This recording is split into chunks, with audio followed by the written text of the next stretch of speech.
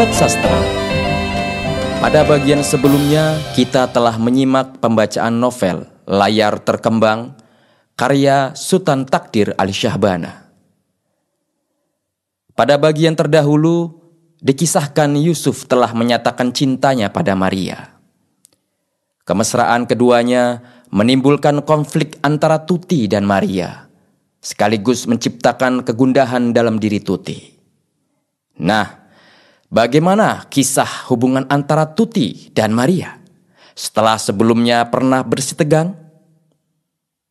Mari kita simak pembacaan bagian keempat dari pembacaan novel ini. Selamat mengikuti.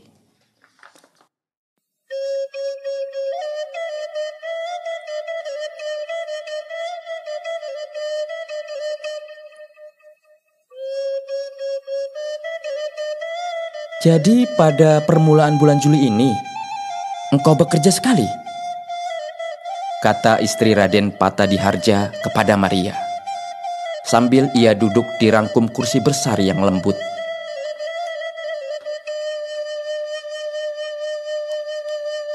Istri Partadiharja ialah adik Wiryatmaja yang muda sekali. Ada kira-kira 32 tahun usianya. Badannya gemuk dan besar, mukanya bundar seperti bulan penuh, tiada berdagu. Meskipun air mukanya agak angkuh rupanya, dan kata-katanya teliti tertahan-tahan seperti seringnya perempuan priayi yang merasa harga dirinya. Tetapi matanya yang terkecil sedikit nampaknya pada mukanya yang lebar itu, terang menyinarkan perasaan kasih sayang. Kalau tak ada halangan tentulah, jawab Maria. Ia pun duduk perlahan-lahan di kursi besar dan berat di seberang meja di hadapan bibinya. Petang kemarin saya pergi pula kepada pemimpin perguruan Muhammadiyah, minta keputusan yang pasti dapat atau tiada mereka menerima saya. Katanya saya akan ditempatkan pada HIS di Keramat. Untung benar selekas itu engkau mendapat pekerjaan. Belum seminggu lagi ujianmu selesai. Iya, kata Maria memotong ucapan bibinya. Tetapi bagi saya pekerjaan itu asal bekerja saja, supaya jangan tinggal menganggur di rumah. Saya tidak sekali-sekali menanya berapa gaji akan saya peroleh. 2-30 rupiah dibayarnya sudah cukup lah.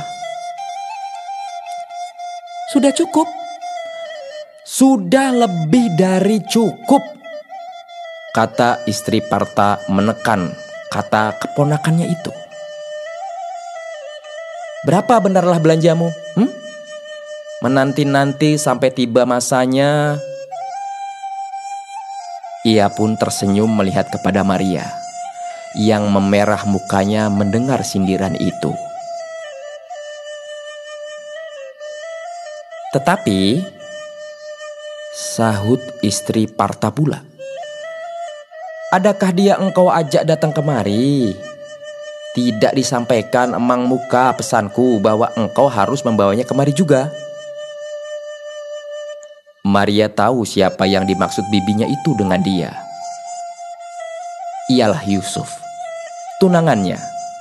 Lalu jawabnya seperti tiada acuh. Pesan itu disampaikan emang, tetapi dia tidak di sini sekarang. Sudah berangkat 5 hari yang lalu kepada orang tuanya di Martapura.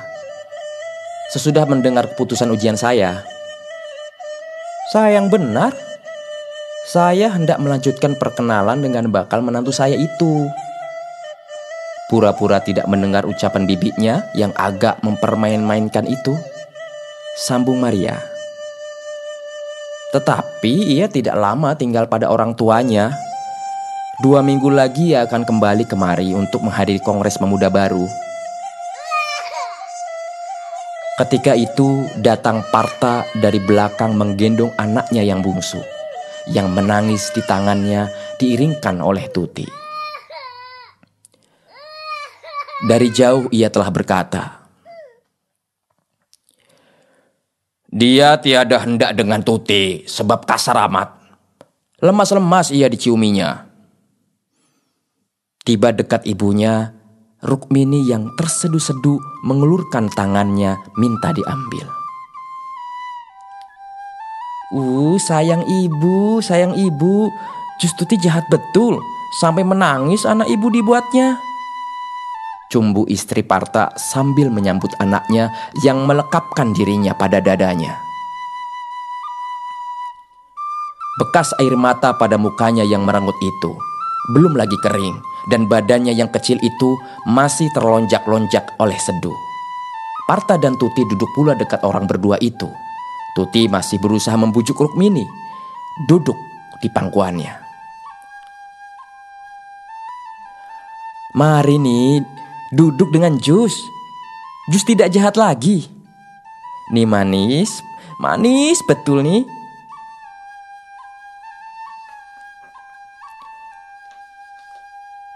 Tangannya diulurkannya hendak mengambil Rukmini dari bundanya, tetapi Rukmini belum hendak berdamai.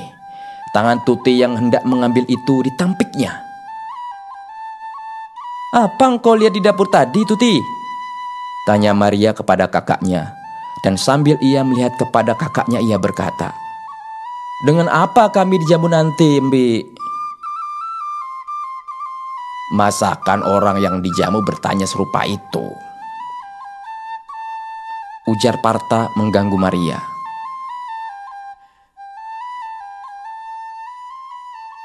Apa salahnya? Orang yang diundang akan dijamu boleh bertanya dengan apa ia akan dijamu. Bukankah begitu, Mbi? Istri Parta tersenyum saja sambil membelai-belai kepala Rukmini yang telah layu kelihatan matanya.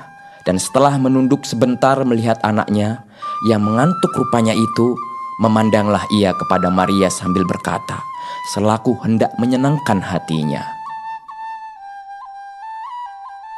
Engkau tahu beres sajalah.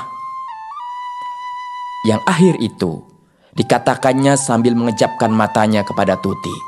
Gigi Tuti memutih tersenyum, dan kepada Maria katanya, Mbi menyediakan yang engkau sukai benar-benar. Tidak sia-sia Mbi mengundang makan orang yang baru maju ujiannya. Maria tertawa sebagai kanak-kanak yang girang. Apa benar yang saya sukai itu? Kalau begitu, saya hendak melihat ke belakang. Ia pun berdirilah dan melangkah ke dalam. Tetapi, belum beberapa langkah ia berjalan, kedengaran di samping bunyi sepeda dan suara kanak-kanak. Itu tentu Iskandar dan Ningsih pulang dari kepanduan, kata Parta. Mendengar nama Iskandar dan Ningsih, saudara sepupunya berdua itu, Maria berbalik menuju ke depan hendak bersua dengan mereka. Lupa akan maksudnya yang mula-mula.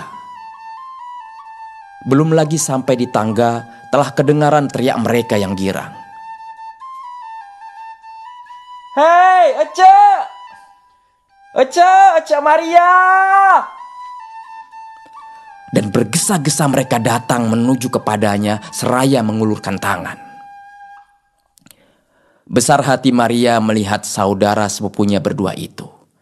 Ningsih yang baru 9 tahun umurnya amat jelita rupanya memakai pakaian pandu yang ringkas itu.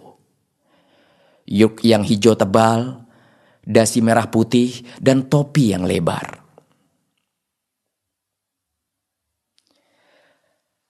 Merah benar muka engkau berdua. Dari mana tadi? Kami dari Priok, jawab Iskandar yang setahun lebih tua dari Ningsih. Tetapi amat sigap dan kukuh badannya, telah seperti anak yang berumur 14 tahun. Sama-sama mereka masuk ke dalam.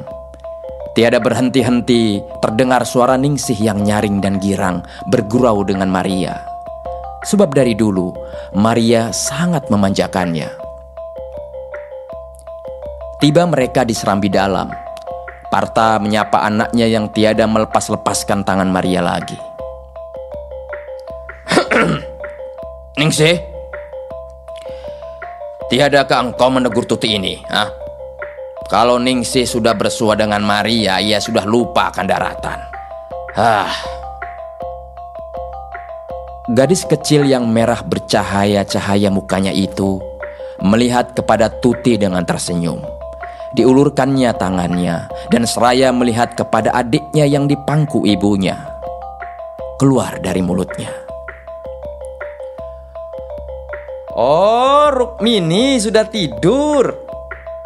Baru menanfis ya, Bu?"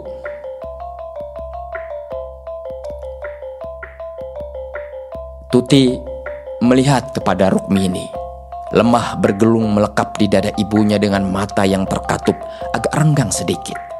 Gemas hatinya melihat setenang dan sentosa itu kanak-kanak itu tidur.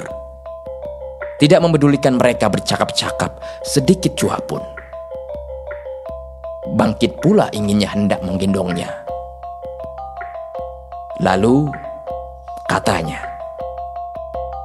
"Mbik, biarlah saya bawa ia masuk ke dalam. Tidak senang ia tidur serupa itu." Tidak lagi ia menantikan jawab bibinya itu. Tangannya sudah diulurkannya akan mengambil Rukmini.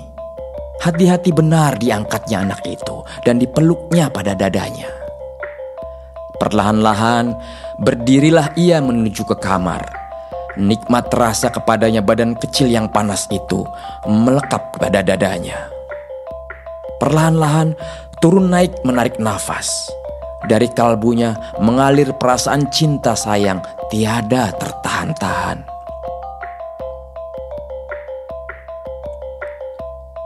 "Tadi engkau membantah-bantah," katanya dari sela giginya sambil tiada putus-putusnya mengamat-amati anak yang senang sentosa tidur di tangannya itu. Tidak dapat menahan hatinya lagi, diciumnya beberapa kali pipi Rukmini yang merah berbayang urat yang halus-halus. Tiba di kamar, perlahan-lahan diletakkannya Rukmini di atas tempat tidurnya yang kecil. Hati-hati diambilnya selimutnya dan dihalaunya nyamuk dari dalam kelambu. Sebentar berhenti, ia melihat kanak-kanak yang tidur lelap itu. Alangkah aman dan senang rupanya. Gemas mesra dirapatkannya bibir kecil yang terbuka renggang sedikit itu. Dan dalam lamunan perasaan kasih sayang yang bergelora, berombak-ombak, diciumnya pula beberapa kali lagi anak yang tidur lelap itu di keningnya, di pipinya, di lengannya. Perlahan-lahan ditutupnya kelambu, dan dengan perasaan yang puas, pergilah ia mendapatkan bibi dan pamannya. Maria telah tak ada lagi di sana. Pergi mengikutkan Ningsih ke kamarnya. "Maria orang yang beruntung," kata Partha. "Ya, sangat beruntung," sambung istrinya. "Tadi saya dengar dari dia sendiri bahwa ia sudah mendapat kerja pada sekolah Muhammadiyah. Habis libur ini ia akan mulai bekerja sekali."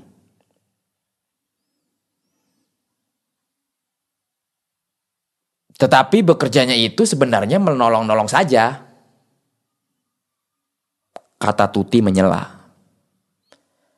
"Muhammadiyah tiada akan sanggup membayarnya sebagai guru biasa. Apalagi waktu sekarang ini." "Itu tidak usah pula. Ia belum usah mencari nafkah bagi dirinya sendiri. Ayahmu telah senang hatinya. Tidak usah membayar uang sekolah saban bulan," kata Partha. "Asal ia dapat belanja ya sedikit-sedikit saja." "Sudah lebih dari cukup demikian," ujar istri Partha mengulas kata suaminya. "Lagi pula ia tidak akan bekerja selama-lamanya di sana." "Oh ya Tuti, apabila akan habis pelajaran, kapan tunangannya itu datang?" "Ya, kalau tidak salah saya, Kira-kira 9 bulan lagi, jawab Tuti. Agak lain kedengarannya bunyi suara gadis itu. Seolah-olah terkejut ia mendengar kelokan percakapan itu. Berkisar ia di tempat duduknya dan dikaiskannya anak rambutnya yang menjurai ke muka di keningnya. Tetapi perubahan suara Tuti itu tiada kentara kepada suami istri itu. Parta terus berkata, "Nah, kalau demikian paling lama ia akan bekerja 2 tahun. Kalau ia sudah bersuami, tentu ia akan tinggal di rumah. Itulah kesudahannya bagi perempuan." Muka Tuti berubah mendengar kata pamannya itu. Tahu benar ia bahwa ucapan yang terakhir itu sengaja ditujukannya kepadanya. Ia hendak berkata, hendak menjawab, di mana-mana telah dinyatakannya keyakinannya bahwa bukan itu tujuan hidup perempuan. Tetapi saat itu ia selaku tertumbuk. "Maria orang yang beruntung benar," kata Parta pula, seperti orang mengulang-ulang kunyah, hendak merasakan kenikmatan makanan di mulutnya.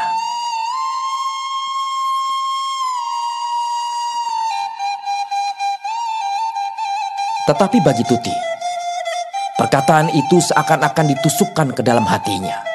Bertambah memerah mukanya, sesak dadanya oleh karena tiada dapat menyusun dan mencari kata. Mata suami istri yang memandang kepadanya itu adalah sebagai lembing yang tajam yang menusuknya. Di hadapan rumah, kedengaran auto berhenti. Parta mengangkat badannya dari tempat duduk dan memandang ke jalan besar.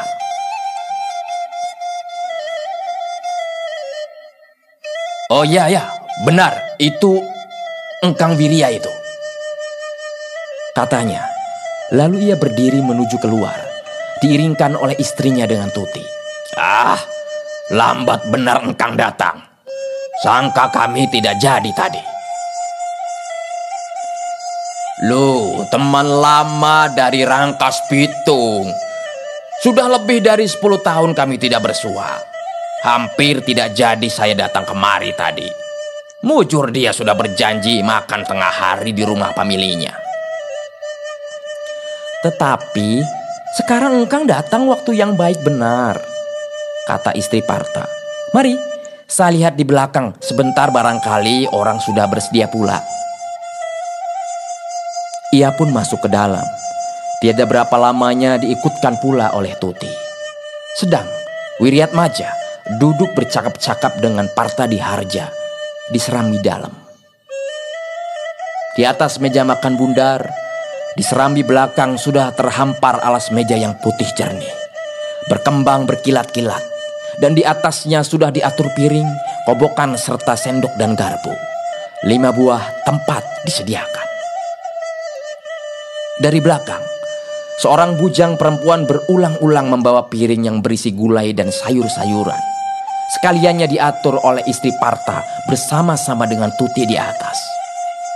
Meja yang bertambah lama bertambah penuh piring dan mangkuk yang berisi bermacam-macam masakan-masakan.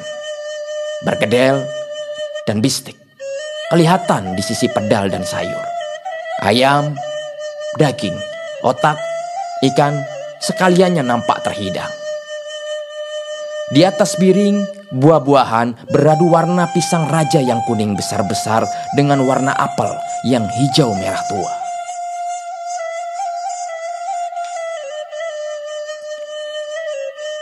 Dari kamar yang berpintu ke serambi belakang itu, keluar Maria dengan Ningsih. Ningsih terus menuju ke kamar mandi, dan Maria datang mendekat meja makan, melihat bibi dan kakaknya sibuk bersedia. "Wah, makan besar benar kita ini, Mbi," katanya senyum bergurau kepada bibinya itu. "Wah, lihat itu ada otak, kesukaan saya benar ini." "Iya, Mbi terlampau memanjakan engkau, Maria." kata Tuti dan seraya menunjuk kepada jambangan di atas bupet. Ia berkata, "Lihat Maria, kembang di atas bupet itu." Maka Maria menuju ke arah yang ditunjukkan kakaknya itu. Tiba-tiba bersinarlah mukanya, dan dari mulutnya keluarlah tiada tertahan-tahan. "Aduh, alangkah indahnya anggrek." Ia datang mendekati bupet jati yang berkilat dipoles. Bercahaya-cahaya matanya mengamati kembang anggrek yang lembayung permai. Memperagakan dirinya dalam jambangan porselin putih yang berkilat-kilat. Dan seraya tangannya perlahan-lahan membelai-belai kembang yang jelita-jelita itu. Berulang-ulang jernih memancar dari kalbunya yang tiada tertahan-tahan kagumnya. Bi, bagus betul ini, bagus betul." "Ya, Mbi sangat memanjakan engkau Maria. Terlampau benar," kata Tuti pula. "Segala kesukaanmu disediakannya." Tetapi ucapan Tuti dijawab oleh bibinya dengan senyum yang agak jenaka. Engkau jangan iri hati Tuti. Bagi engkau pun saya sediakan serupa ini. Boleh jadi lebih dari ini. Asal tiada dihabiskannya kalimatnya. Hanya matanya dikejap-kejapkannya. "Asal apa, Mbi?" tanya Tuti lurus saja. Tiada menyangka suatu apapun jua di balik kata bibinya itu.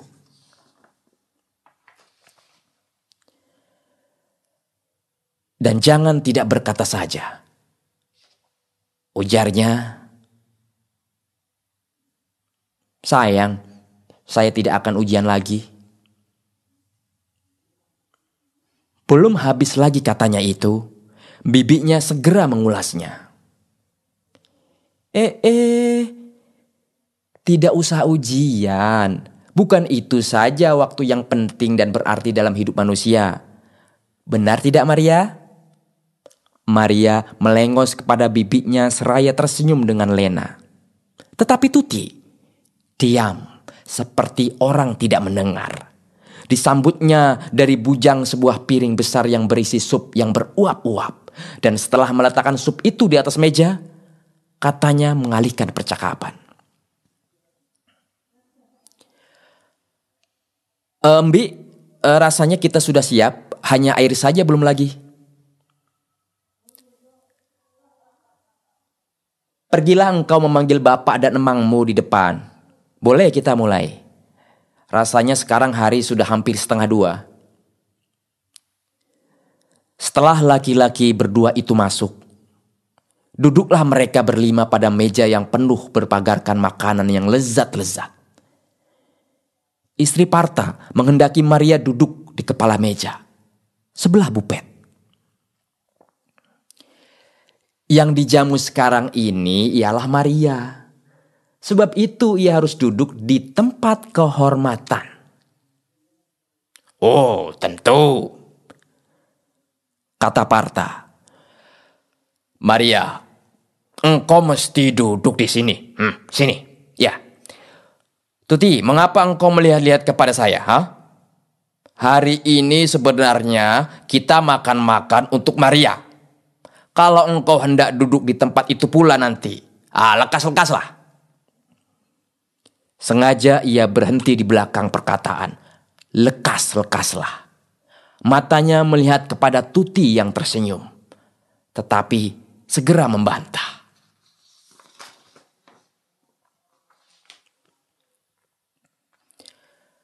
"Embi dengan emang dari tadi mengganggu saya saja."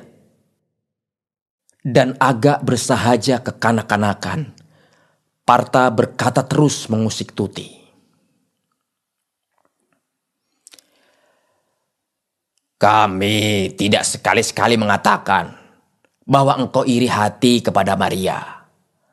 Kami hanya menghendaki supaya kami dapat pula segera menjamu engkau di sini.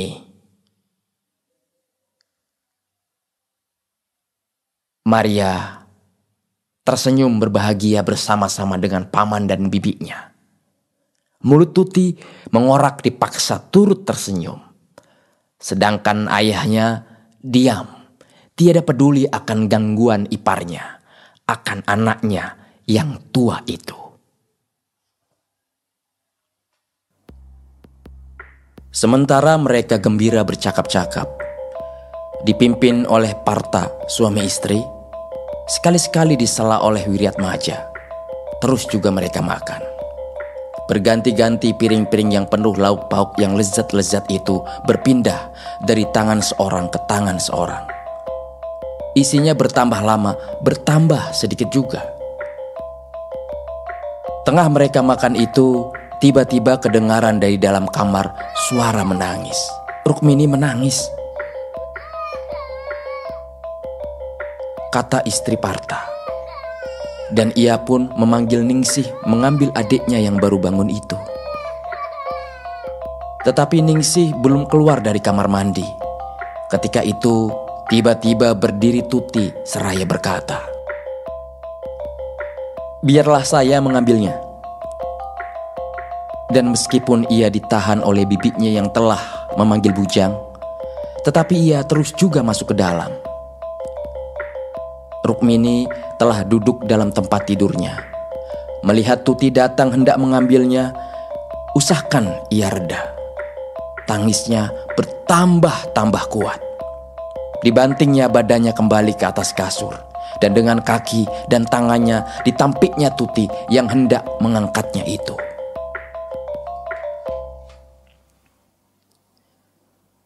Tetapi Tuti tiada mempedulikan bantahannya itu.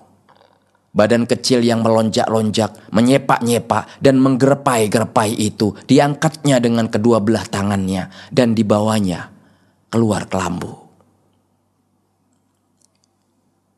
Ketika ia hendak keluar kamar, datang istri Parta.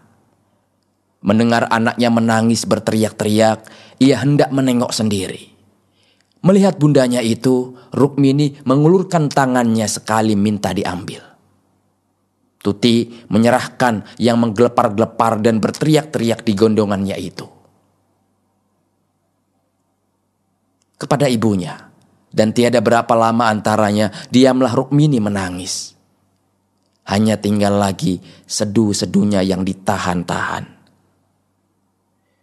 Di serambi belakang, Rukmini diserahkan ibunya kepada bujang, sebab ia terus hendak makan.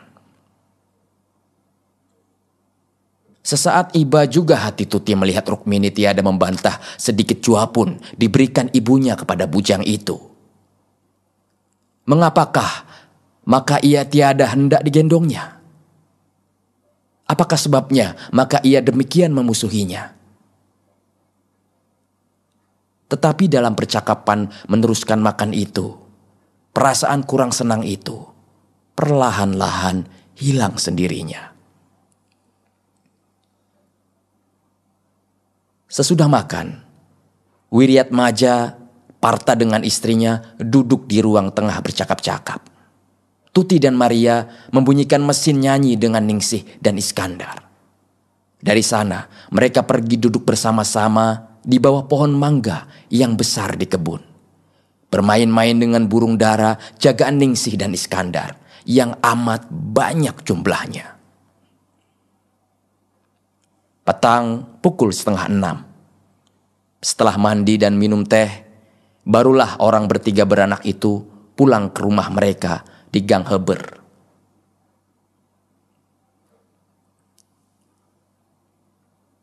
Dinding gedung permufakatan berat berhias daun kelapa dan daun beringin. Di sela-sela kertas merah putih, di dinding sebelah kanan nyata dan jelas tersusun huruf perkataan pemuda baru. Di dinding sebelah kiri terbaca Kongres kelima. Bau daun yang segar memenuhi seluruh ruang yang girang gembira nampaknya oleh cahaya lampu listrik yang terang benderang. Di sebelah hadapan ruang itu terlabuh layar ungu berombak-ombak. Di antara susunan kursi dan bangku yang rapat tiada berhenti-henti, berjalan pemuda laki-laki dan perempuan yang berpakaian indah-indah. Masing-masing riang dan suka. Girang suara mereka bergurau, senyum dan gelak timbul tenggelam di wajah masing-masing. Kebanyakan pemuda yang sibuk itu memakai kokarda merah putih tersemat di dadanya. Ialah mereka yang turut mengurus malam keramaian penutup Kongres Pemuda Baru yang kelima itu. Dari pintu yang lebar terbuka tiada berhenti-henti mengalir masuk laki-laki perempuan. Kebanyakan muda remaja, antara 15 dan 25 tahun. Kebaya yang pelbagai macam warna dan modelnya disilih oleh jas pantalon yang keras bersetrika. Dan bermacam-macam pola coraknya menambah kegembiraan dan kegirangan pemandangan dalam ruang pertemuan yang bertambah lama, bertambah penuh jua itu. Makin banyak orang duduk di kursi dan bangku yang bersusun itu. Di luar masih senantiasa juga manusia berduyun-duyung, datang dari jalan besar, auto yang indah-indah di sisi delman yang bersahaja, berhenti di hadapan. Tiada berapa jauh dari gerbang masuk ke pekarangan, susunan sepeda makin lama makin rapat jua. Orang yang datang berjalan kaki jangan dikata lagi. Dari pintu di bawah sebelah kanan, masuklah Maria ke dalam ruang. Naik ia di anak tangga dan berdirilah ia menghadapi penonton yang banyak. Berkilat-kilat rupa bajunya, sutra putih dalam sinar listrik yang terang benderang. Mata sekalian orang melihat kepadanya. Sebab dalam gedung yang syarat berhias pancawarna itu, bajunya yang putih bersih berkilau-kilau itu tiadalah membangkitkan perasaan bersahaja, malahan sebaliknya memancarkan sinar penarik yang menantang. Kokarda merah putih di dadanya hanya kelihatan merahnya saja di tengah-tengah keputihan semata-mata. Tetapi oleh itu kemerahannya itu lebih gembira rupanya, bersorak menarik mata. Agak mengejap-ejap matanya melihat kepada orang banyak. Memandang dari suatu penjuru ke penjuru yang lain, seolah-olah ada yang dicarinya. Bibirnya mengorak tersenyum dan ia pun terus berjalan menuju ke arah pintu masuk. Kepada Yusuf dengan Tuti yang berdiri bercakap-cakap dengan beberapa orang lain.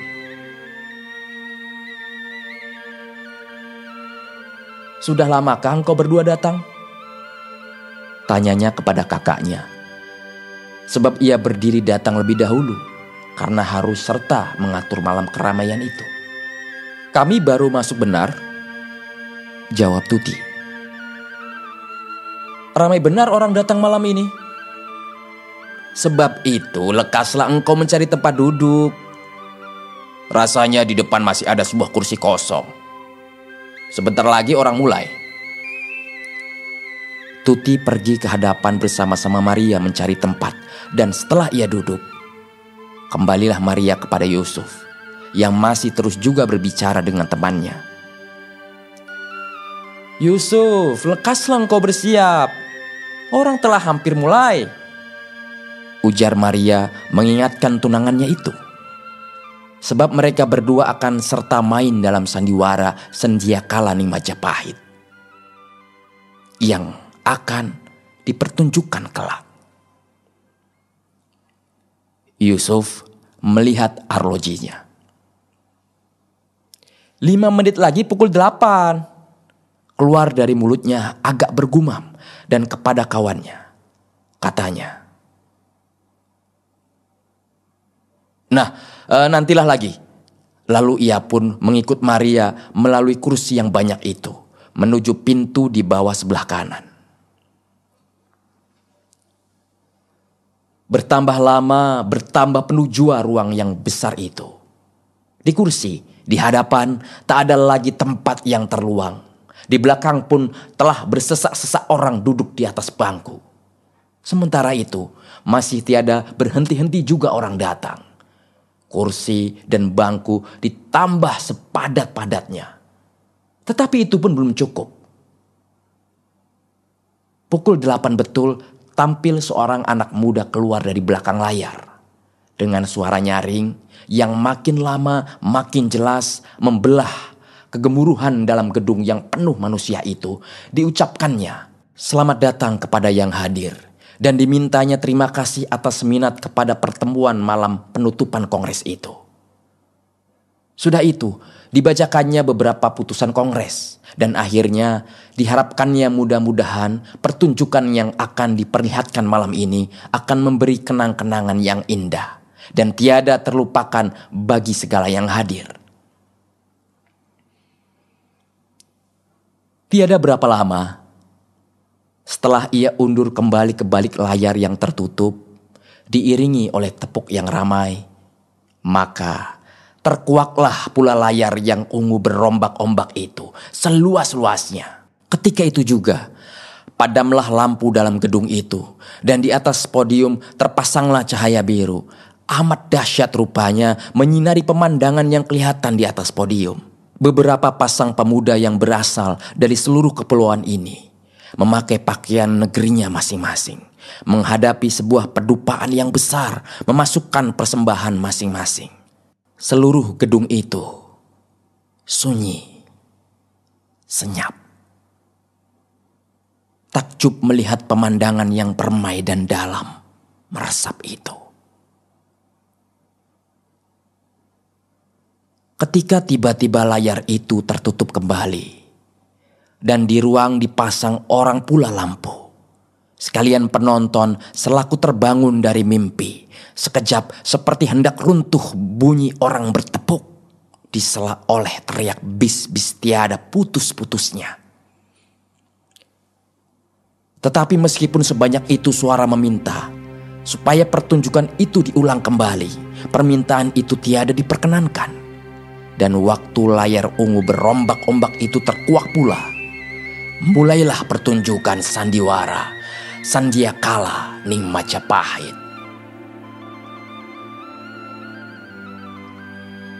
Kata bermula yang diucapkan biksu berbaju kuning, meminta rahmat Siwa Buddha bagi pertunjukan itu, dan berharap supaya pekerjaan pujangga yang merasa dirinya kurang kuasa diulas oleh darah muda dapat sekali mengikat minat yang hadir. Segera sepi mati pulalah dalam ruang yang luas itu. Segala mata tertuju ke hadapan sebab orang hendak mendengar tiap-tiap kata percakapan Maharesi dengan Ksatria Damarwulan yang belum damai dan berbahagia hatinya. Sebelum terjawab baginya soal-soal dunia dan hidup manusia.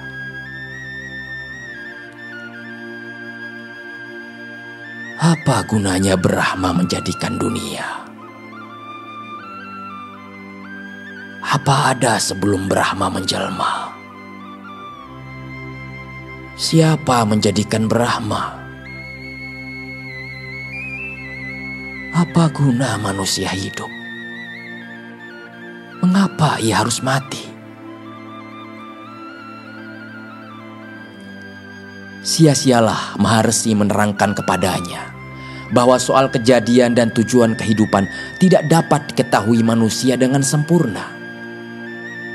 Bahwa bagi Damarwulan tidak patut sedalam itu mengaji agama, sebab ia teruntuk menjadi kesatria. Damarwulan mengeluh bahwa siang malam soal-soal itu mengelilinginya sebagai hantu menyiksa. Perasaannya sebagai orang yang memikul beban yang dipikulkan beratus-ratus zaman. Tidak ada yang tetap, yang dapat dibuat tempat berpegang, yang dapat ditujui. Tetapi ketika bundanya menyuruhnya pergi ke Majapahit untuk menjadi kesatria, ia tiada tangguh lagi, meskipun hatinya belum reda memikirkan soal-soal yang sulit itu. Damarwulan semadi beberapa lamanya Dan dalam samadinya itu terasa bersualah ia dengan Wisnu yang berkata kepadanya,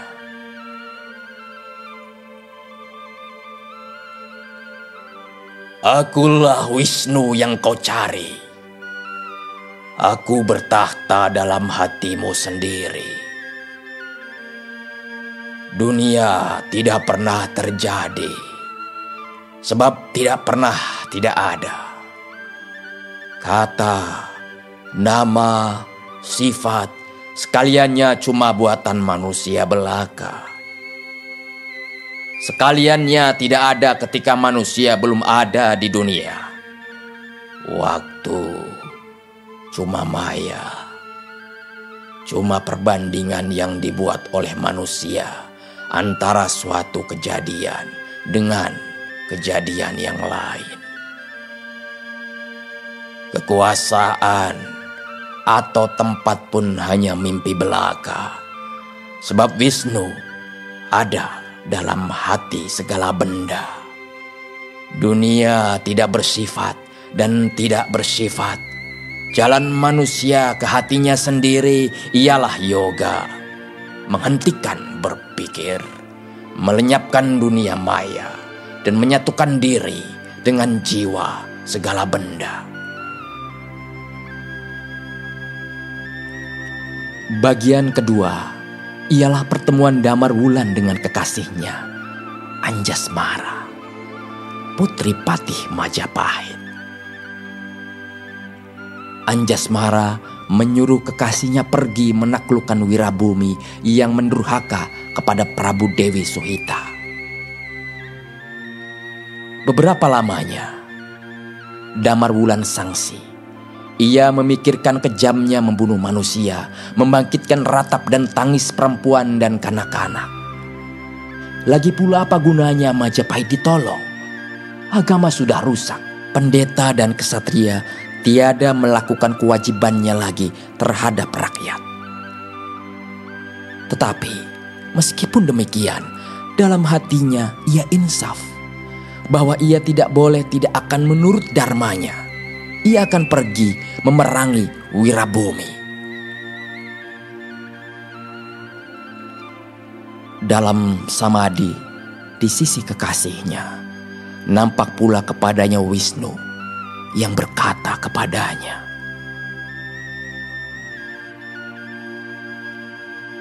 "Dalam dunia jasmani pun terkandung kehidupan. Selama hidup, kehidupan jasmani pun tidak boleh ditinggalkan.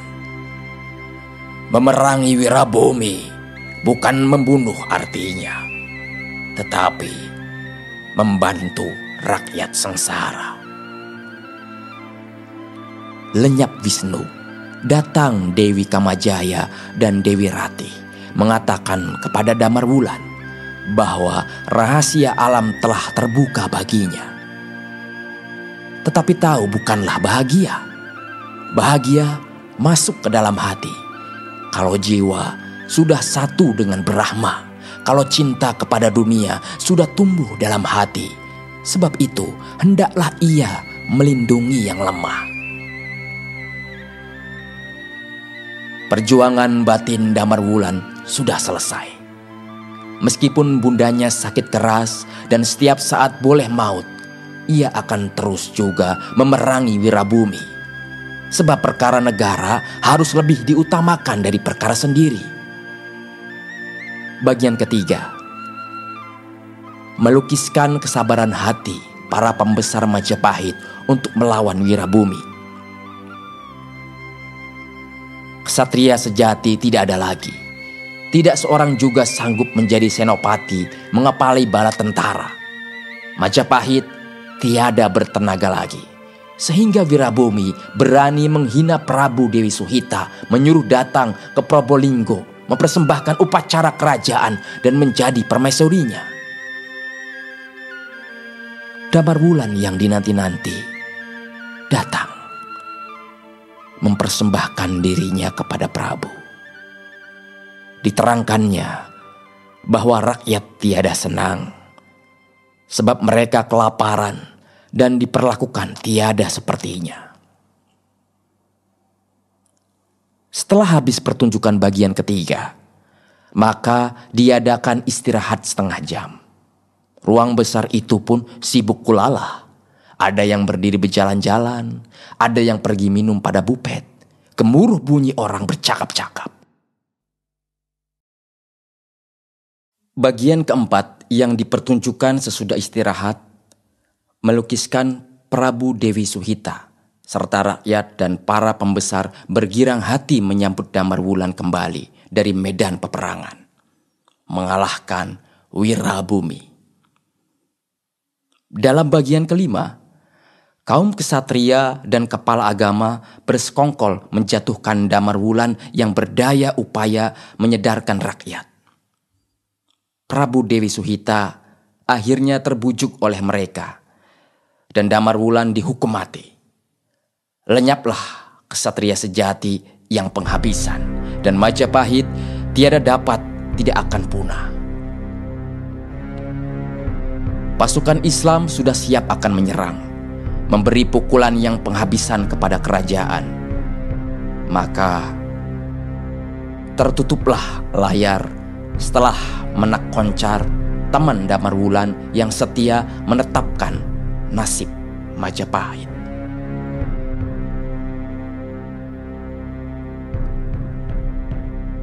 Sumpah Dewata menghancurkan kamu, para menteri dan kepala agama serta Majapahit.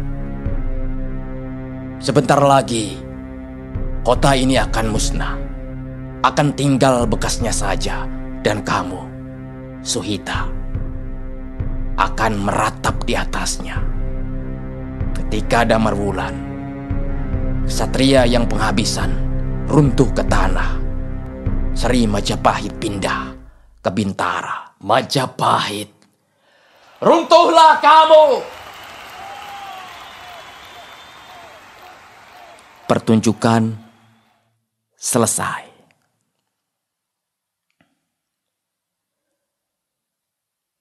Maka gemuruhlah bunyi tepuk orang, menyatakan puasnya akan yang dilihatnya itu. Dari balik layar, keluar pula sebentar anak muda tadi menyatakan bahwa sudah tertutuplah Kongres Pemuda Baru yang kelima.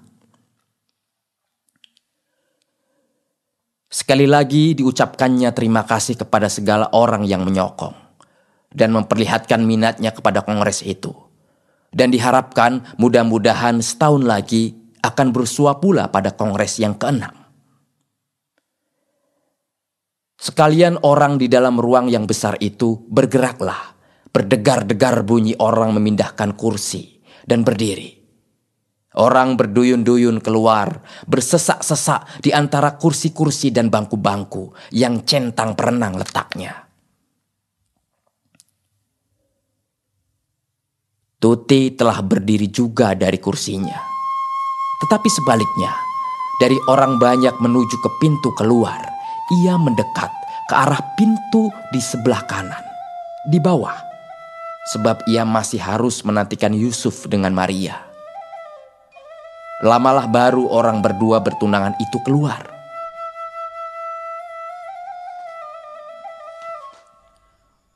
Tetapi Tuti tidak merasa menanti itu, sebab ia masih takjub mengenangkan pertunjukan yang baru dilihatnya. Sesering itu ia menghadiri keramaian penutup kongres, tetapi hatinya belum pernah sekali jua pun terharu seperti melihat sandiwara Sandiakala Ning Majapahit ini. Telah kosong benar ruang yang besar itu ketika orang berdua yang ditunggunya itu datang. Maria menyandang syal sutra yang lebar yang menutup seluruh belakangnya sampai ke atas lengannya. Di tangan kanannya dipegangnya tas. Dari jauh telah tersenyum ia melihat saudaranya, dan bertanyalah ia seperti kanak-kanak yang ingin tahu bagaimanakah pikiran orang tentang perbuatannya.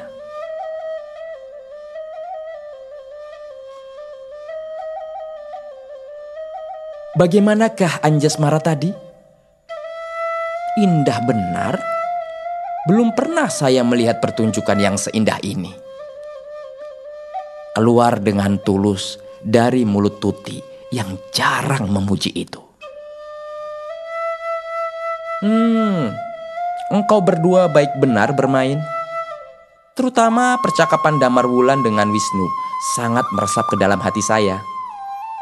Bagus benar percakapan-percakapan sandiwara itu tadi.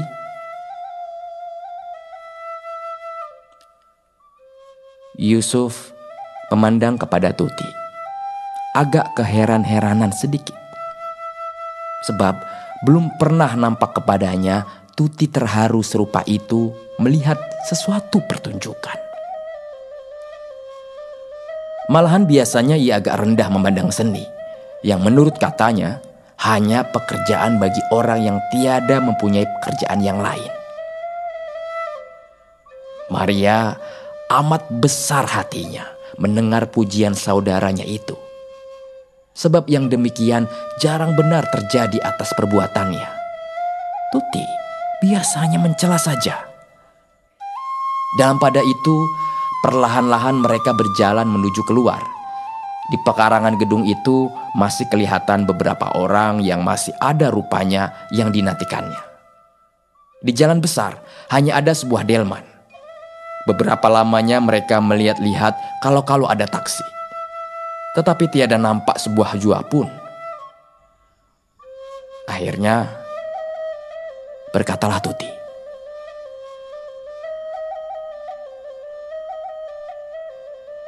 "Sudahlah, marilah kita naik delman ini. Biarlah berlambat-lambat tidak mengapa." Maka naiklah mereka ke atas delman itu.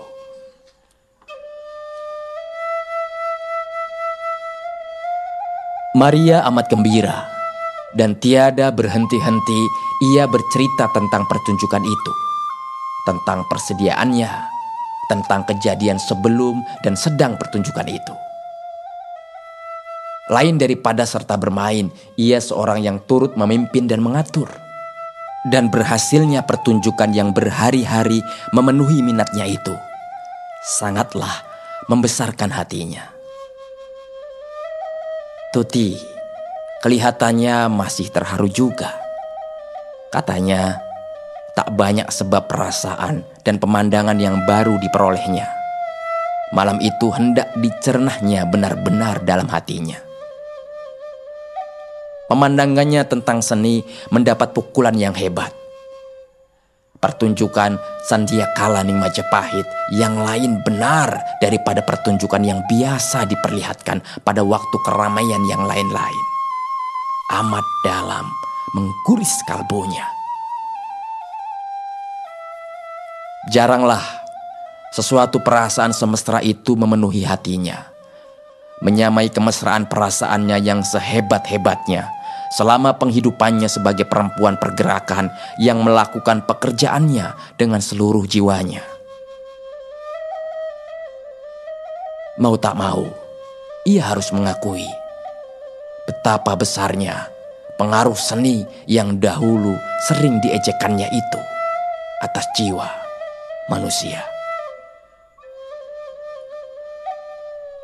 Sementara itu, ketakjubannya itu bukanlah ketakjuban semata-mata.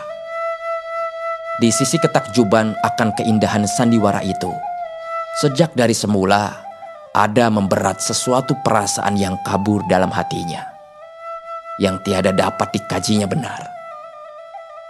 Dan makin lepas ia dari pesona kenikmatan melihat sandiwara itu, perasaan yang kabur itu makin terang, makin nyata berupa, sehingga lambat laun insaflah ia bahwa kenikmatan pertunjukan yang dilihatnya itu tiada sesuai dengan irama jiwanya sebagai perempuan yang gelisah dan suka bekerja, dan tiada sesuai dengan pikirannya yang biasa menimbang baik dan buruk, berguna atau tiada berguna segala sesuatu.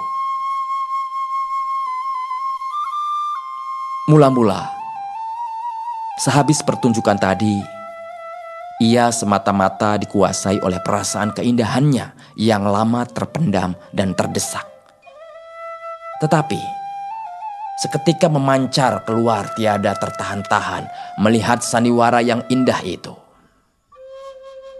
Tetapi makin tercerna oleh kalbunya perasaan keindahan yang tiada biasa dirasakannya itu.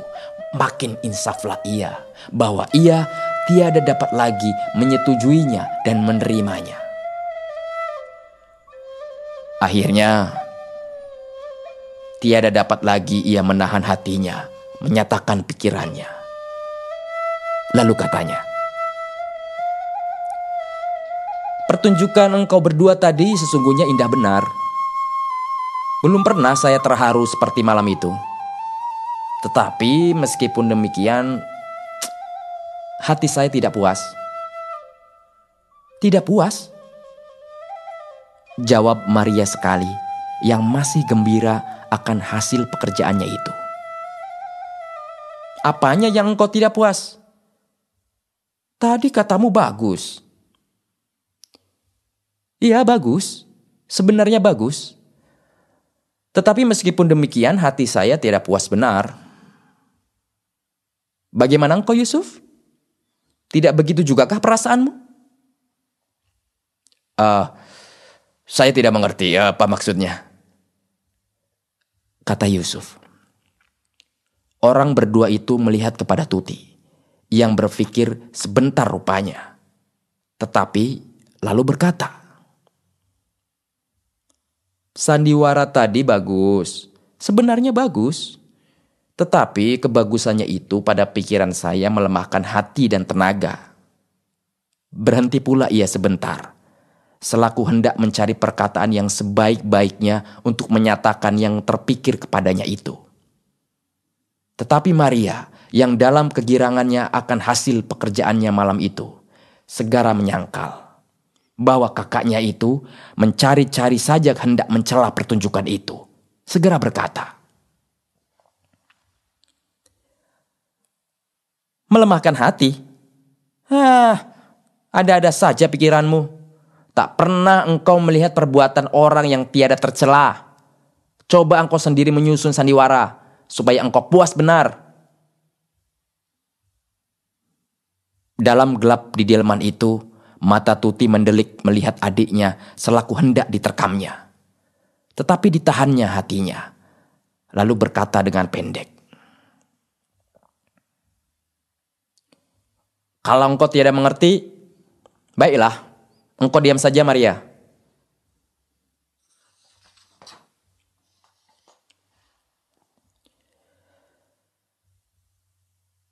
Tetapi Maria tiada gentar dan menjawab, "Bagiku, bagus, ya bagus. Tidak banyak cencong seperti engkau." Tuti tidak memperdulikan kata adiknya yang tajam itu, dan seraya melihat kepada Yusuf yang telah biasa mempersaksikan perselisihan orang berdua bersaudara yang amat berbeda pekertinya itu. Katanya, "Ini yang saya maksud dengan melemahkan itu, Yusuf. Engkau sendiri yang bermain damar wulan. Jadi engkau tahu benar akan sifat damar wulan. Bagaimana pikiranmu tentang damar wulan? Percakapannya yang indah itu, misalnya, dengan Wisnu. Sekarang, kalau saya pikirkan itu, ngeri rasanya hati saya. Penyelesaian soal kejadian dunia, soal hidup dan mati seperti diucapkan Wisnu itu, melepaskan segala tempat berpegang, menjatuhkan tempat kaki berjejak. Sebab kalau segalanya maya, habis arti segala hidup di dunia ini." "Iya, tetapi engkau lupa," ujar Yusuf, "bahwa kemudian Wisnu berkata bahwa selama masih ada hayat di kandung badan, tiada boleh kita meninggalkan dunia maya. Sebab hal itu artinya lari dari dunia. Manusia tiada boleh menolak kewajiban." "Benar katamu demikian," jawab Tuti. "Tetapi tambahan kemudian yang menunjukkan bahwa maya ini pun tiada tercerai dari kehidupan, bahwa maya ini pun tiada boleh disia-siakan. Menurut paham saya, datangnya sebagai tamparan dari belakang. Sesudah ucapan yang pertama yang meniadakan dunia dan penghidupan di dunia ini, Ucapan yang kedua yang membawa kembali ke dunia. Hilanglah kekuatannya. Hilang kekuatannya? Iya, hilang kekuatannya. Lihatlah bagaimana sang si Damar Wulan melakukan kewajibannya. Pada pikiran saya, meskipun tiada sengaja pengarangnya bermaksud demikian, tetapi jatuhnya Damar Wulan pada akhir sandiwara itu telah selayaknya benar. Sebab sanksinya sendiri. Bukankah waktu ia menjabat pangkat Ratu Anggabaya, ia mendapat kesempatan yang sebaik-baiknya membersihkan negeri dari segala mereka yang tiada pada tempatnya dalam negeri? Sebaliknya, daripada itu, ia sendiri yang menjadi korban. Salahnya pada pikiran saya, Damar Wulan bukan lagi orang dunia ini. Ya, saya mengerti apa yang engkau maksud. Tetapi jika demikian, pandanganmu itu bukan semata-mata tertuju kepada pertunjukan ini. Sebab keberatan yang serupa itu boleh dihadapkan kepada seluruh filsafat Buddha, atau lebih luas filsafat India. Kalau filsafat India demikian sifatnya, maka tentulah terhadap kepada seluruh filsafat India.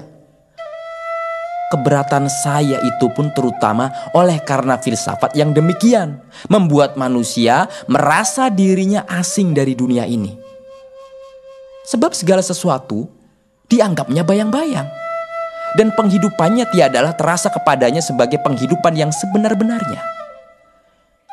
Di dunia ini terasa kepadanya bukan pada tempatnya lagi, jiwanya sudah di tempat yang lain.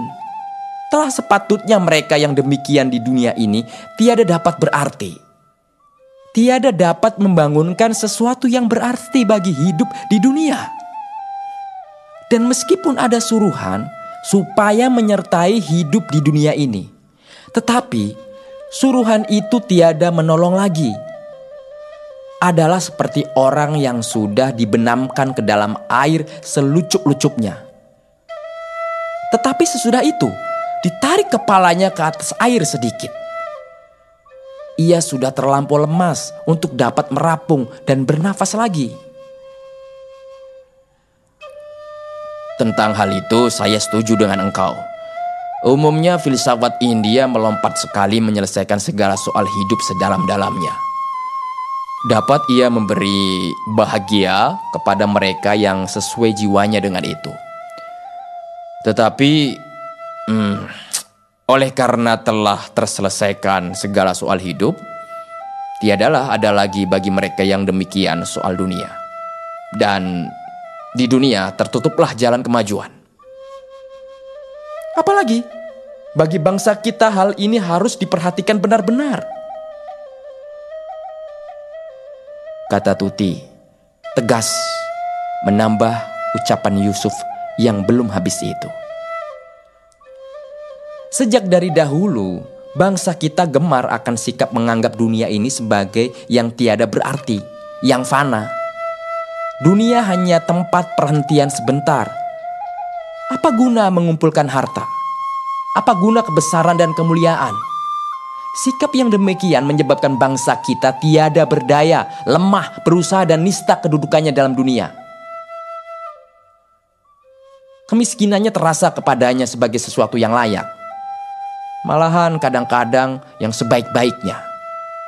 Sebab ia berharap akan kesenangan dan kemuliaan di dunia yang lain. Bangsa kita harus mendapat sikap yang lain.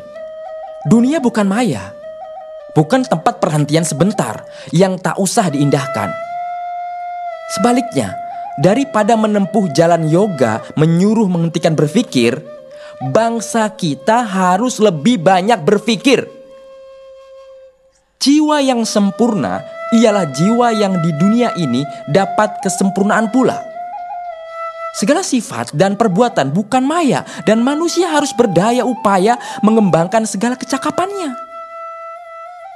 Sebab itulah jalan menuju kesempurnaan lahir dan batin. Dari kesempurnaan hidup di dunia ini, baru kita melangkah kepada penghidupan yang abadi. Ya, saya mengerti.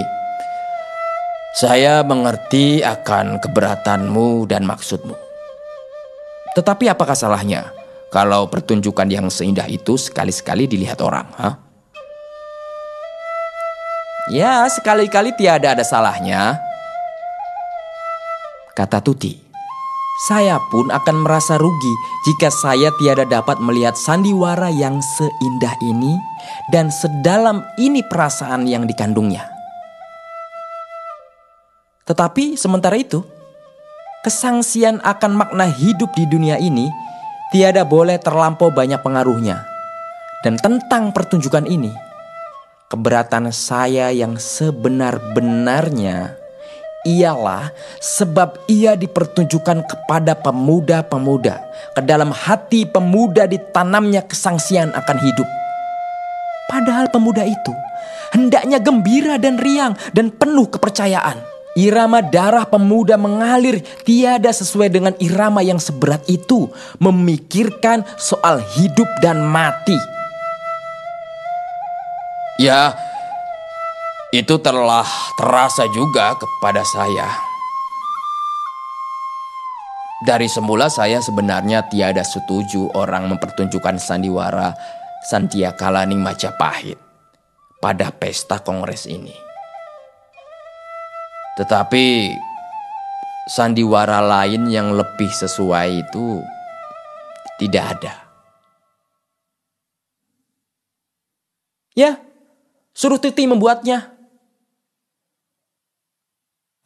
kata Maria yang sebenarnya agak mulai mengerti mendengar maksud kakaknya itu. Tetapi masih juga hendak melepaskan panas hatinya akan celaan saudaranya itu.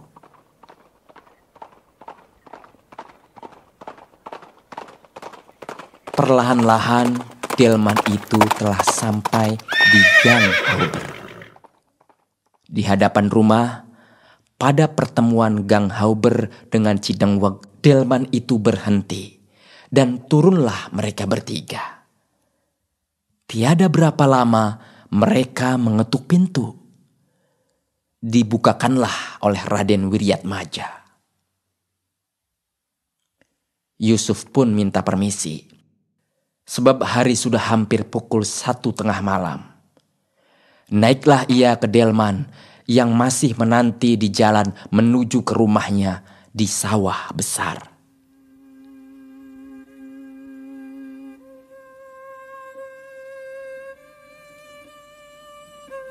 Pada malam minggu, Tuti duduk di ruang dalam, menghadapi meja membaca buku di bawah lampu. Sejak dari pukul 5 petang tadi ia membaca, sebab ia seorang diri tinggal di rumah. Ayahnya pergi ke rumah temannya di Gang Ketapang, sedangkan Maria pergi main tenis. Mula-mula ia duduk di halaman rumah, tetapi ketika hari telah kelam, ia masuk ke dalam memasang lampu. Ketika ia sedang lena membalik-balik buku, melihat berapa halaman lagi akan dibacanya, terbuka kamar Maria dan keluarlah perawan itu. Amat segar rupanya, baru berdandan. Rambutnya tersanggul beranyam-anyam 2 buah pada belakang kepalanya. Kebayanya ialah kain pual yang berbunga merah kecil-kecil. Pada ujung lengannya terkuak mengembang tepi kain merah yang dikerut-kerutkan. Demikian juga keliling lehernya sampai pinggir kebayanya, bertepikan kain merah. Amat manis rupanya.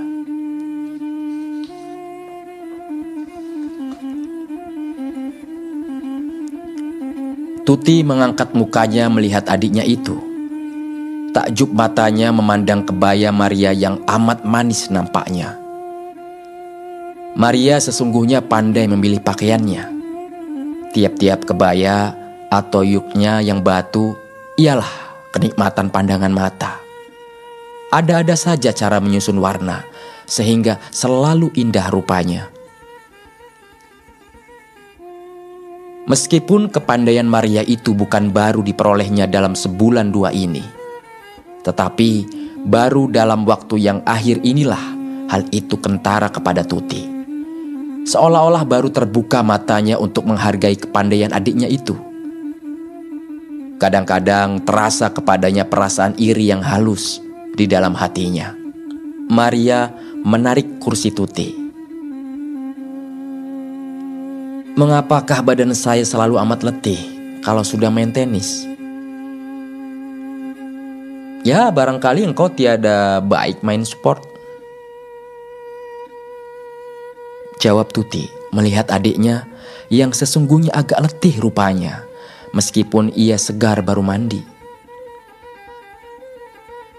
"Baiklah, engkau suruh periksa badanmu kepada dokter, atau berhentikan main tenis itu." Saya tidak mau diperiksa dokter," ujar Maria. "Barangkali letih saya itu sebab saya belum lama benar main tenis. Awak belum biasa." Sambil ia mengucapkan perkataannya yang akhir itu, matanya melihat kepada buku yang di tangan Tuti. Agak ganjil nampak kepadanya. Lalu diangkatnya buku itu hendak melihat namanya. "Zonder liefderen geluk." Artinya, tanpa cinta tidak berbahagia.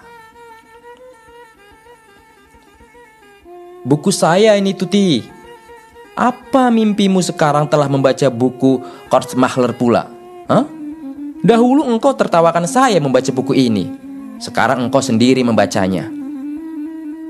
Muka Tuti memerah mendengar upat adiknya yang tepat itu. Dan dengan senyum yang agak dibuat-buat jawabnya, "Jangan tidak menjawab."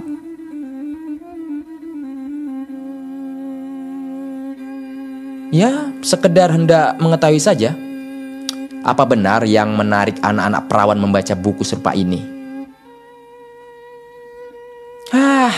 Pandai engkau menjawab," kata Maria, hendak menyentuh hati kakaknya yang tiada hendak berkata terus terang itu.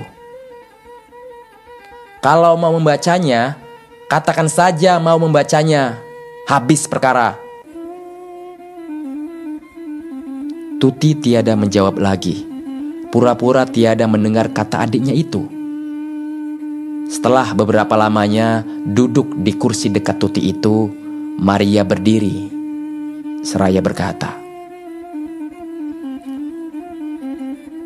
"Baiklah, saya berbaring di atas dipan, supaya lekas hilang letih saya."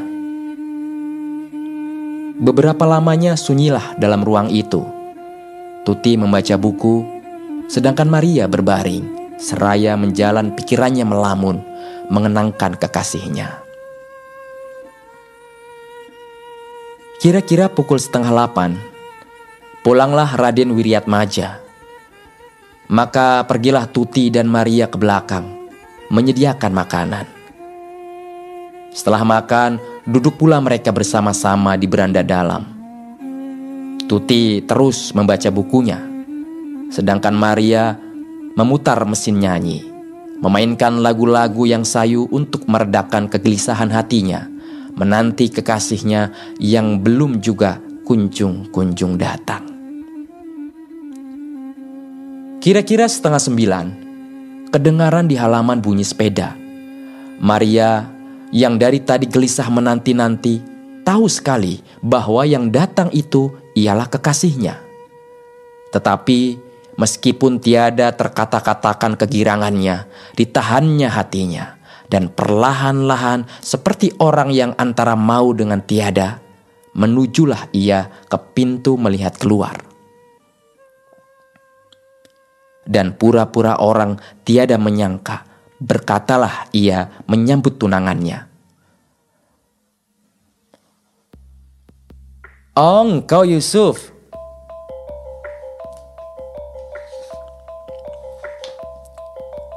Maka teruslah ia keluar turun ke tanah, tahu bahwa ucapannya tiada didengar orang lain. Perkataan yang mula-mula sekali keluar dari mulutnya ialah melepaskan perasaan kalbunya. Lambat benar engkau datang." Sama-samalah mereka naik ke rumah. Yusuf menceritakan sebab ia terlambat datang. Kami dari pukul 5 tadi rapat memilih pengurus baru beasiswa student. Sangka saya selama-lamanya rapat itu kan 2 jam. Tetapi hampir setengah 9 kami baru selesai. Sekalian yang morat-marit. Uang sudah lama tidak teratur ditagih. Kas sudah kosong. Dan student yang patut dibantu sudah sebulan tiada dapat diberi bantuan lagi. Masakah keadaan boleh dibiarkan serupa itu? Melihat Tuti di ruang tengah, Yusuf menghentikan bicaranya dan memberi tabik kepadanya. Maria bergesa-gesa menanggalkan pelat mesin nyanyi, sebab lagu sudah habis. Maka duduklah mereka bersama-sama bertiga menghadap meja. Yusuf terus bercerita tentang rapat pemilihan pengurus beasiswa student itu. Bagaimana abainya pengurus yang lama memimpinnya. Bukan salahnya orang tiada hendak menyokong, tetapi bantuan orang teledor ditagih, dan yang menjadi korban ialah student yang dibantu. Bulan ini mereka tiada menerima sesen jua pun, sebab kas sekosong-kosongnya. Bukankah itu sia-sia benar? Kaum student kita perlu dapat bantuan, sebab bangsa kita umumnya tiada kuat membelanjai anaknya belajar pada sekolah tinggi. Jika kita menghendaki banyak bangsa kita yang menuntut ilmu pada sekolah yang setinggi-tingginya di negeri kita ini, kita tidak harus mengadakan sebuah perkumpulan beasiswa yang kuat. Pertama, organisasinya harus baik. Berapa pada pikiranmu yang cukup bagi seorang student kita? Tanya Tuti. Bantuan kepada student kita menurut anggapan saya tidak usah besar. Biasanya telah lebih dari cukup apabila mereka dapat membayar uang kuliah dan dapat pula membeli buku. Tentang makan soal kecil. Bukan sedikit di antara student kita yang tinggal pada famili. Atau jika membayar makan sekalipun, bayar makan itu tiada seberapa. Kebanyakan di antara student kita akan tertolong benar dengan bantuan Rp25. Sebulan, malahan kurang dari itu pun. Selebihnya, biasanya dapat mereka peroleh dari orang tua mereka. Ya, seperti sekarang ini, banyak teman-teman saja yang sayup-sayup benar mendapat uang dari rumah. Di sisi belajar mereka harus melakukan pekerjaan ini dan itu untuk menambah belanjanya. Bukan sedikit di antara student yang tiada selesai pelajarannya pada waktu yang ditetapkan. Oleh sebab mereka, di sisi pelajarannya harus menambah pendapatannya. Berapakah biasanya bantuan tiap-tiap anggota untuk beasiswa itu sebulan? Tanya Tuti, menyela keterangan Yusuf itu. Selama ini tiap-tiap orang membayar Rp1. Pada pikiran saya, oleh sebab ditetapkan demikian, hanya sedikit orang yang dapat membantu beasiswa itu. Maksud kami, pengurus beasiswa yang baru akan meluaskan jumlah orang yang membantu. Kami akan menetapkan bantuan ya sekurang-kurangnya Rp0,25 sebulan. Orang yang sanggup membayar lebih tentulah akan lebih dibayarnya. Kalau hanya Rp0,25 sebulan, saya hendak juga menjadi penyokong, kata Maria. Oh, tentu, kata Yusuf. Saya telah bermaksud hendak mengatakannya.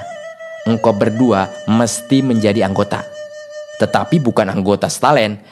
Masalah guru yang tiada mempunyai tanggungan suatu apa hanya sanggup memberi stalen. Sekurang-kurangnya engkau berdua Rp1 seorang. Yang akhir itu diucapkannya seraya tersenyum melihat kepada orang berdua itu. Tetapi Tuti dan Maria membantah. Tuti telah banyak harus membantu perkumpulannya. Dan beberapa rekening bukunya masih harus dibayarnya.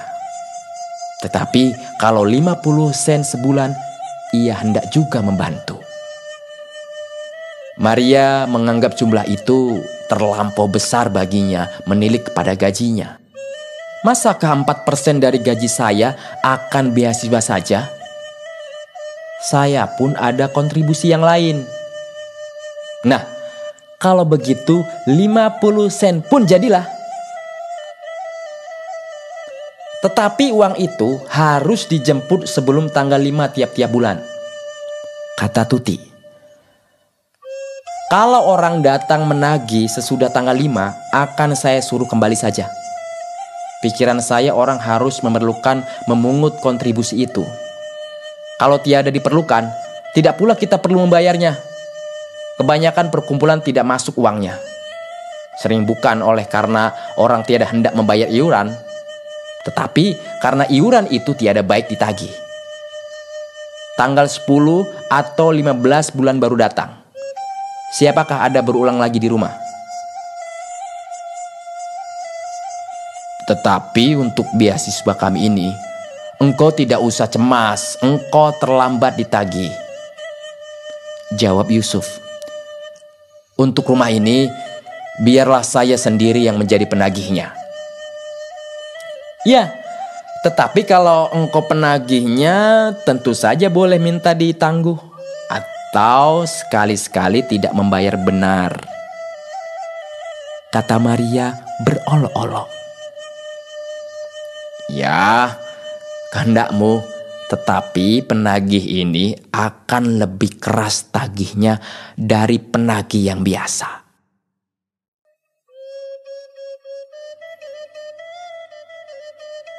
Di tengah-tengah percakapan itu, tiba-tiba Maria teringat bahwa boleh jadi kekasihnya itu belum makan.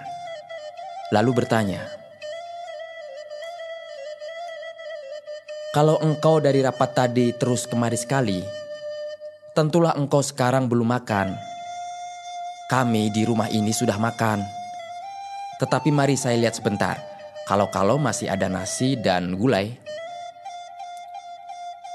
Sudahlah, tak usah, kata Yusuf. Di rumah tentu nasi saja ditinggalkan orang. Tetapi Maria telah berdiri dan sambil berjalan menuju ke dalam.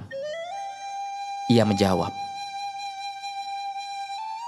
"Bukankah engkau belum akan pulang sekarang juga?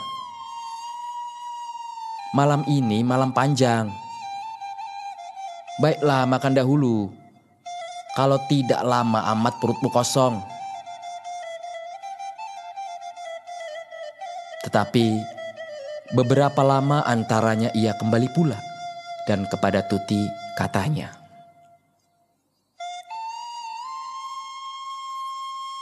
"Tuti, nasi tidak ada lagi.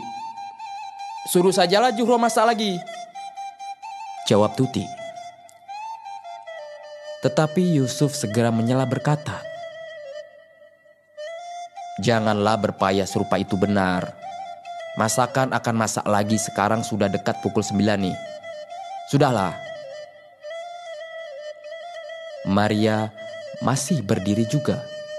Tiada senang hatinya, tiada dapat memberi makan kekasihnya itu, dan ia pun mengumpat pula, "Engkau salahnya datang lambat benar. Kami sudah makan. Tetapi baiklah, begini saja. Maukah engkau makan mie? Boleh kusuruh belikan. Jadi ada juga alas perutmu." "Ah, itu jadi," kata Yusuf. "Di mana membeli mie di sini?" "Tidak berapa jauh. Di pasar di ujung Gang Haber, tentu masih ada orang menjual mie sekarang," kata Tuti. "Oh iya, kalau begitu baik kita lihat saja pergi berdua berjalan ke pasar sebentar," kata Maria dengan suara yang gembira. Sebab bukan saja ia akan dapat memberi kekasihnya itu makan, tetapi ia akan dapat pula berjalan-jalan dengan dia. "Jadi, sebentar," kata Yusuf. Maka berdirilah ia dan turunlah mereka berdua. Tuti pun tegak pula dan ia pun pergi keluar. Ketika Yusuf dan Maria telah keluar pekarangan, turun pula ia ke bawah dan duduk di atas kursi. Malam itu 6 hari bulan. Bulan serupa sisir tersipu-sipu di balik awan yang tipis. Dan seluruh alam kekabur-kaburan rupanya. Dalam kekabur-kaburan malam itu, Tuti menurutkan bayang-bayang Yusuf dan Maria yang menjauh mengabur di ujung jalan. Nampak kepadanya mereka terus tiada berbelok sekali menuju ke pasar. Rupanya mereka pergi berjalan-jalan dahulu. Melihat bayang-bayang orang berdua itu, bertambah lama, bertambah kabur. Dan menurut mereka dengan pikirannya mengepulah dari dasar kalbunya perasaan kehampaan dan kesepian yang dalam setahun sejak Maria bertunangan dengan Yusuf tiada berhenti menderanya. Untuk kesekian kalinya, dipikirkannya pula apakah sebabnya maka dalam waktu cinta berahi demikian dapat berubah pekerti manusia. Mengapa maka orang yang sedang berkasih-kasihan itu selalu hendak berdekatan, selaku tiada dapat bercerai lagi? Maria berdekatan dengan Yusuf lain benar dari Maria sendirian di rumah. Dekat Yusuf, Maria girang dan manja. Suaranya halus membelai dan matanya girang bersinar. Apabila sendirian tiada tentu, sering ia duduk atau berbaring berjam-jam tiada berkata-kata.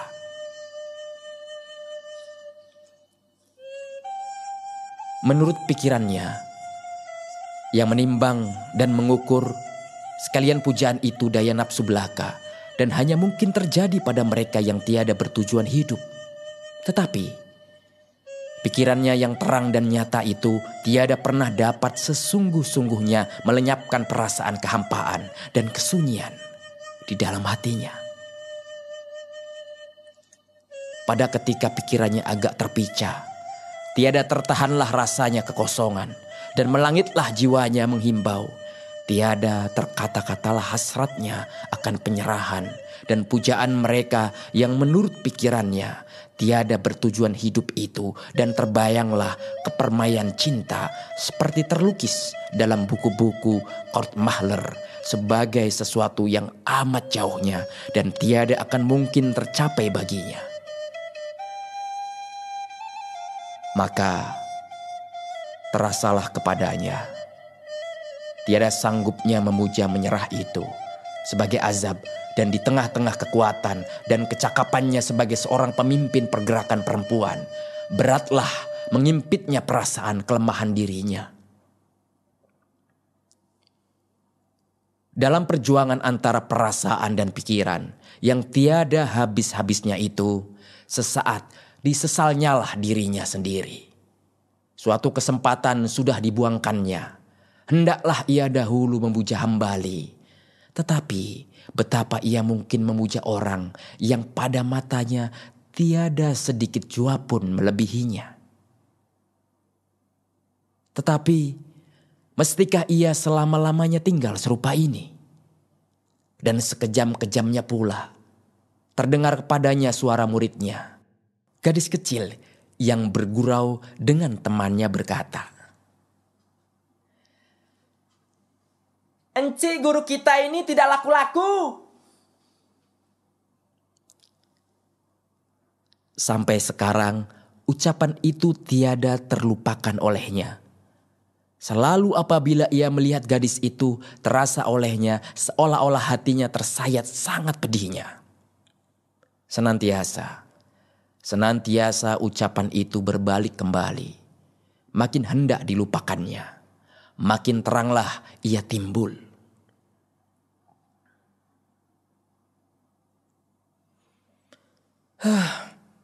Alangkah kejamnya kanak-kanak,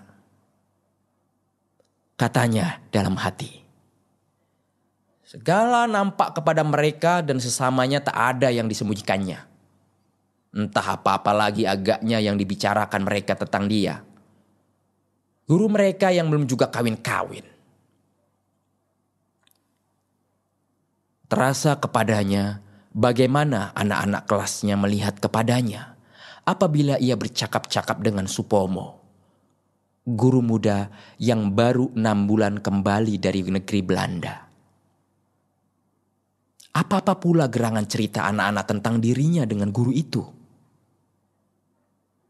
Tetapi, betapakah pandangannya pada Supomo? Sekali-sekali terasa kepadanya bahwa Supomo hendak bergaul dengan dia. Waktu istirahat, sering ia datang ke hadapan kelasnya bercakap-cakap. Tidak, percakapan mereka biasa segalanya. Dalam arus pikiran dan perasaannya itu, tiba-tiba terkilat pertanyaan dari dalam hatinya. Bagaimanakah kalau pada suatu hari Supomo memintanya menjadi istrinya? Adakah hatinya tertarik kepada teman sekerjanya itu? Dengan tiada setahunya, ia telah menghargai Supomo dalam hatinya. Orang yang baik hati, lemah lembut, dan sopan dalam pergaulan. Tetapi meskipun ia mendapat ijazahnya di negeri Belanda, tiada ada kelebihannya dari orang lain. Orang tuanya kaya, dapat mengongkosinya ke negeri Belanda. Ia tiada bodoh dan ia mendapat ijazah Hofakte. Seseorang yang luar biasa, ia bukan sekali-kali. Tetapi hatinya baik, sifatnya lemah lembut dan pengasih penyayang. Dalam menurut arus pikirannya yang tiada bertuju itu, ditangkapnya dirinya sendiri.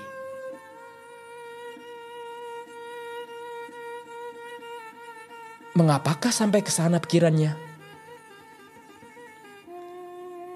Diselidikinya hatinya dan digalinya segala ingatannya. Sesungguhnya ada di rasa-rasanya bahwa Supomo berminat kepadanya. Dan ia pun merasa bahwa hal itu pun tiada luput dari mata-mata muridnya. Selalu apabila dalam istirahat, Supomo datang ke hadapan kelasnya untuk berbicara dengan dia. Nampak kepadanya bahwa murid-muridnya yang telah besar mengawasi mereka. Tetapi ia tiada hendak berpikir tentang itu. Datanglah apa yang hendak datang. Dari jauh, kelihatan kabur-kabur kepadanya bayang-bayang 2 orang menuju ke tempatnya. Tentulah Maria dengan Yusuf yang mesra rapat berjalan dalam kekaburan sinar bulan yang tipis diselubungi awan. Bertambah terang bayang-bayang orang berdua itu. Dekat kepada rumah, nampak kepadanya kedua bayang-bayang itu perkuak menjarang. Dicobanya merasakan bahagia kedua muda remaja itu. Tetapi perasaan bahagia yang dirasakannya pada orang lain itu pedih menyembilu dalam hatinya. Di hadapan pintu pekarangan, orang berdua itu melihat kepada Tuti. Yusuf berkata, "Hei Tuti, engkau duduk di sini. Apa kerjamu?" "Tidak, duduk saja." "Engkau rupanya telah suka melamun," ujar Yusuf dengan tiada bermaksud suatu apa. Tetapi ia tiada tahu betapa dalamnya katanya mengguris hati Tuti yang sedang kusut itu. Sahabat sastra, demikian tadi pembacaan bagian keempat novel Layar Terkembang karya Sutan Takdir Ali Syahbana. Bagaimana kisah pergulatan batin Tuti serta hubungan Maria dan Yusuf yang makin akrab?